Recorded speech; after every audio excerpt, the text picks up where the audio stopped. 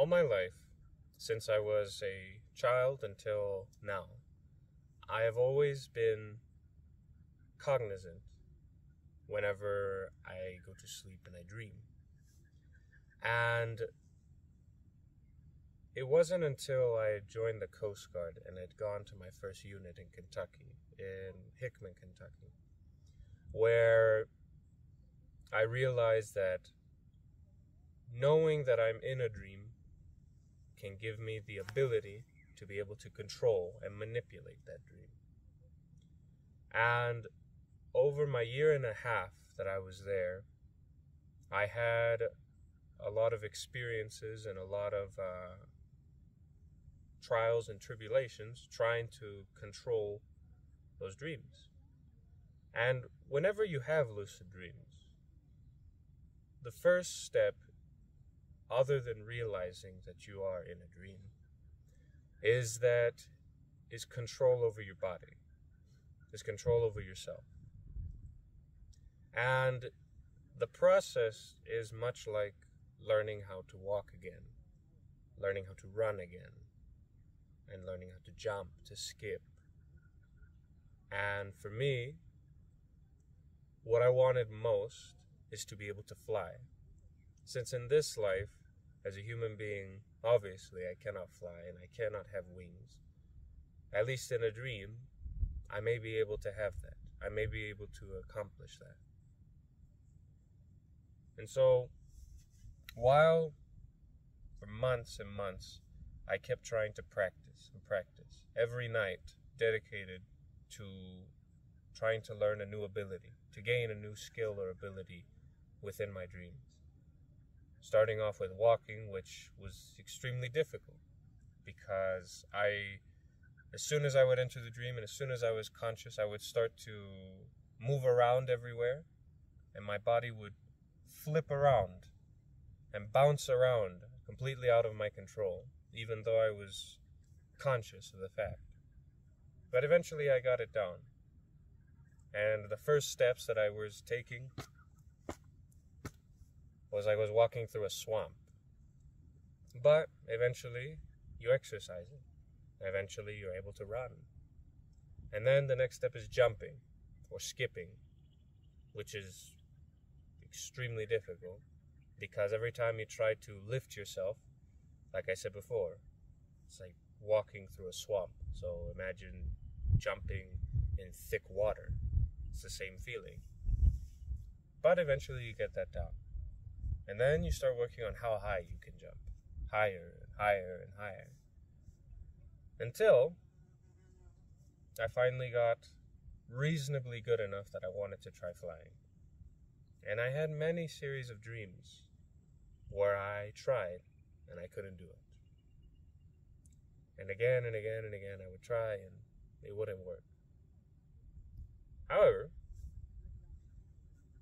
at one point whenever I was visiting my mother in Texas, I went to sleep and I had no intentions the prior night to have any kind of lucid dreaming or to practice or anything. A complete accident.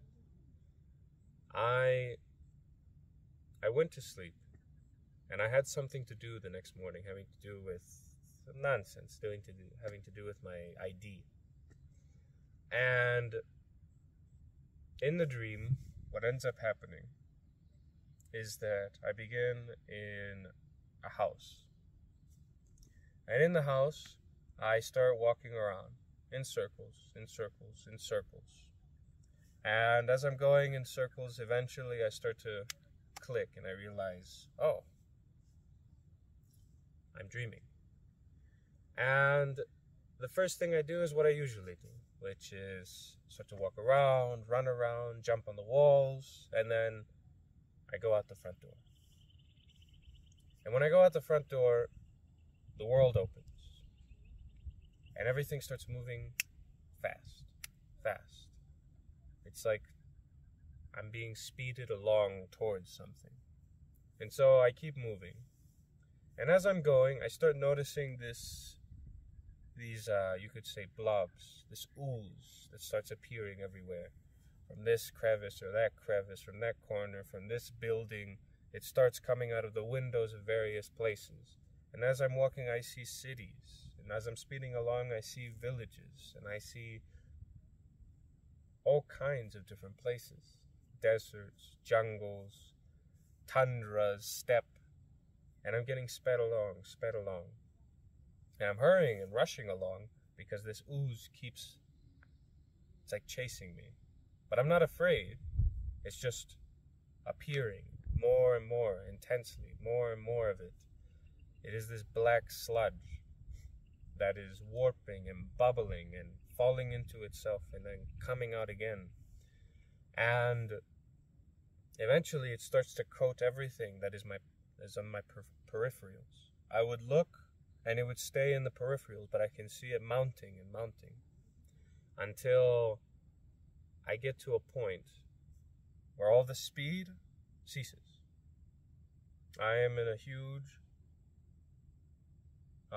you could say stadium. I'm in the middle of a coliseum. And it is lush green all around me. And it's like a target with white lines all around.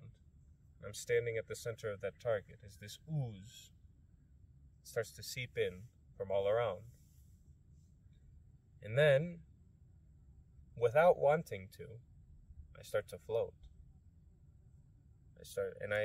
At this point, I thought I was losing control.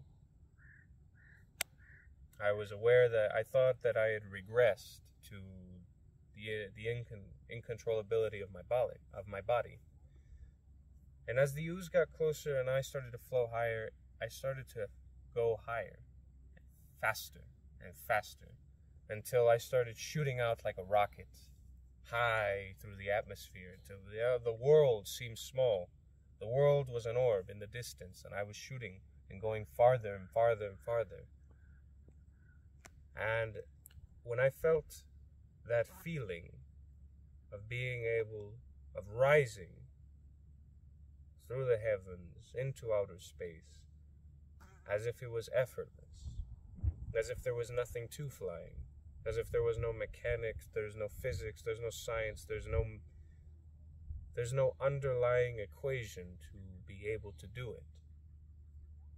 It was as if some instinct propelled forward, and once that instinct had been realized, it only continued to push forward, to desire for more distance, for farther, to reach out there, to reach nothing in the immensity. And I wanted to continue going. And when I passed the moon and I started to head towards Mars, I realized that I had to wake up in the morning and that I had to go do a stupid thing with my ID to get an ID. And when I realized that, I started to fall, and slowly descend, almost as if reluctantly, as if I didn't want to.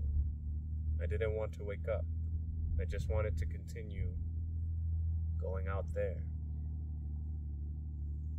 And then, rather serenely, I never landed back in the world.